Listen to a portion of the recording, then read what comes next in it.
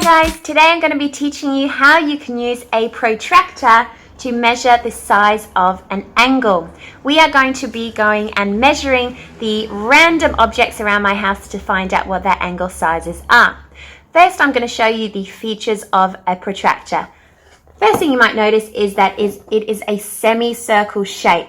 It has little lines all across it just like a ruler, and the numbers go from 0 to 180 on both sides.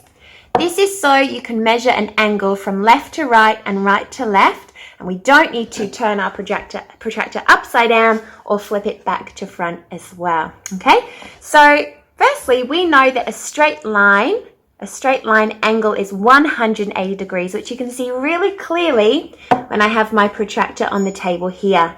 You can see it goes from 0 to 180 on this side. We can read it the other way too, 0 to 180 there. The outside of this camera shot we can see is a right angle or 90-degree angle. We can read it 0 to 90 there, and we can slide it across and read it 0 to 90 here. So that's why the numbers go both ways. Okay, now my protractor is really giant, but you guys have probably seen one like this. It's smaller and it is see-through. Okay, let's go measure some random things around the house. Say I wanted to measure the angle in between these two angle arms of my laptop. First, I'm going to find my vertex, the point at which the lines meet. Then I'm going to get my protractor. Now make sure it is the right way round and your numbers are not backwards. So I have my protractor ready. I'm going to make sure this tiny line here is sitting on the vertex. So that is just there.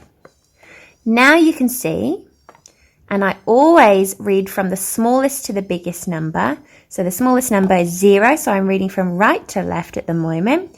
This laptop is closed at an angle of 0, 10, 20, 30, about 40, 41 degrees. Here's another angle with the iPad case. I have my two angle arms and my vertex right here. So I'm getting my protractor. I'm lining up my little point there with the tip of the vertex. Now I'm going to look for my smallest number, so I'm not going to start at 180. I'm going to start at 0 and count until I find the angle arm. So I can see my angle arm is lined up with the number 40. So this here is a 40-degree angle. To measure the angle between this angle arm and this angle arm, I'm going to find my vertex here, grab my protractor and make sure the little line perfectly lines up. You also want to make sure that this bottom line here is on top of one of the angle arms.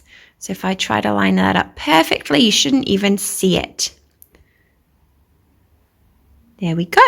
And we can see that this is a perfect 90-degree angle. Goes from 0 here, okay, perfectly lined up there, all the way around to 90 here.